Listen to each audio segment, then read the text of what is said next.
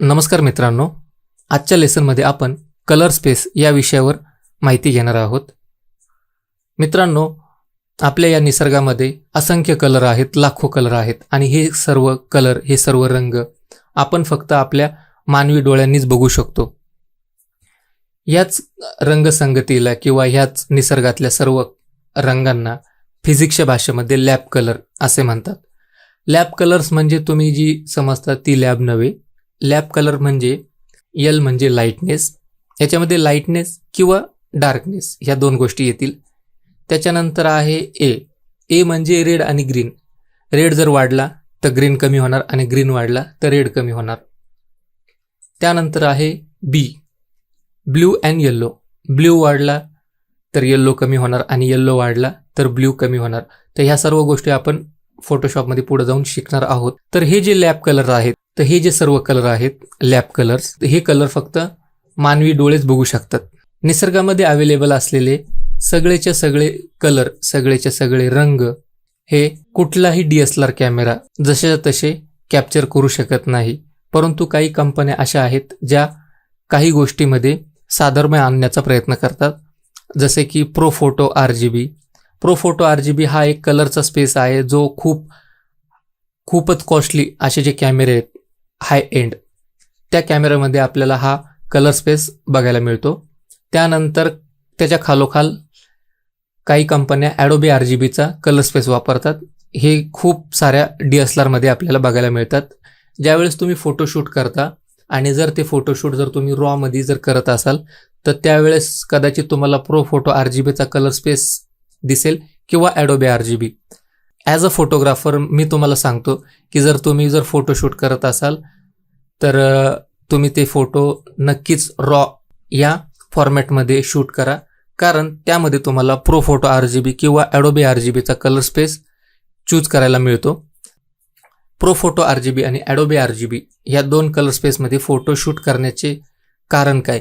कारण हेच आहे मित्रांनो, ज्यावेळेस तुम्ही ॲडोबे RGB आणि प्रोफोटो RGB मध्ये ज्यावेळेस फोटो शूट करता त्यावेळेस तुम्हाला कलरची खूप मोठी रेंज तुम्हाला मिळते. त्यामध्ये तुम्ही कलर ॲडजस्टमेंट, कलर मॅनिप्युलेशन, कलरच्या वेगवेगळ्या पद्धतीने तुम्ही त्या रंगसंगतीबरोबर फोटोशॉपमध्ये तुम्ही खेळू शकता. तुम्हाला हवे ते आउटपुट तुम्ही मिळवू शकता. परंतु एक गोष्ट सांगू इच्छितो, ज्यावेळेस तुम्ही हे सर्व काम करता पण त्याचं जे आउटपुट आहे ते CMYK, जर तुम्ही ऑफसेट प्रिंटिंग करत असाल तर CMYK मध्ये त्याला कन्वर्ट करावं लागतं. आणि दुसरं आहे sRGB. समजा तुमचे काही फोटोज आहेत ते तुम्हाला प्रिंट करायचे, पण ते फायनल समजा तुम्ही प्रोफोटो RGBवर फोटो काढला, ॲडोबे RGBवर फोटो काढला रॉमध्ये, त्याच्यावर फोटोशॉपमध्ये पण त्याच कलर स्पेसवर जर तुम्ही काम केलं पण त्याचं येणारं आउटपुट हे sRGBच करावं लागतं. त्याचं कारण हेच आहे की sRGB म्हणजे स्टँडर्ड RGB आणि ह्या स्टँडर्ड RGBवरच आपले डिस्प्ले बनलेले आहेत, जसे की लॅपटॉपची स्क्रीन, डेस्कटॉपची, कॅम्प्युटर, मोबाईलची स्क्रीन, TVची स्क्रीन, सर्रास जेवढे मॉनिटर असतात ते सगळे sRGB ह्या फॉर्मॅटमध्ये बनवलेले असतात. त्याच्यामुळं लाखो म्हणजे ह्या जगातले भरपूर असे लोक आहेत जे इमेजेस त्यांच्या स्क्रीनवर जे बघतात ते sRGB फॉर्मॅटमधनीच कन्वर्ट होऊन आलेले असतात. पण आता तुम्ही म्हणाल की मग जर sRGBच्याच इमेज जर वापरायचे आहेत मग आम्ही प्रोफोटो RGB आणि ॲडोबे RGBचा कलर स्पेस का वापरू? कारण हेच सांगेल की ह्याच्यात तुम्हाला कलर बरोबर खेळायला जास्त तुम्हाला चान्स मिळतो. आणि दुसरी गोष्ट, तुम्ही ज्यावेळेस कॅमेरा रॉ मध्ये शूट न करता डायरेक्टली JPG मध्ये जर शूट करत असाल तर तुमचा कॅमेरा इंटरनली काही प्रोसेस करतो आणि त्याला डायरेक्टली एक sRGBची एक फाईल तयार करून देतो, ती JPG या फॉर्मॅटमध्ये. पण त्याच्यामध्ये पूर्ण ती प्रोसेस झालेली असते, त्याच्यामध्ये तुम्हाला हव्या तशा पद्धतीने काम करता येत नाही.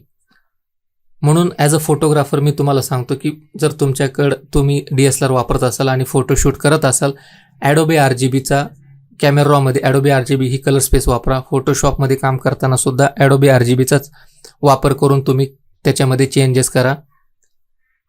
आणि नंतर ज्यावेळेस तुमचं काम कंप्लीट होईल त्यानंतर तुम्ही त्याला न विसरता sRGB मध्ये कन्वर्ट करा. डायरेक्टली JPG इमेज जर घेतली तर तुम्हाला कदाचित त्याच्यात काम करायला काही लिमिटेशन येतील, काही मर्यादा येतील. तर मित्रांनो, आजच्या या लेसनमध्ये सांगण्याचं तात्पर्य एवढेच की आपल्याला पुढे जाऊन फोटोशॉपमध्ये ॲडोबी RGB, CMYK, sRGB ह्या कलर स्पेसचा आपल्याला पुढे ह्या गोष्टी समोर येणार आहेत. तर मित्रांनो, आजच्या लेसनमध्ये एवढंच. भेटूया पुढच्या लेसनमध्ये.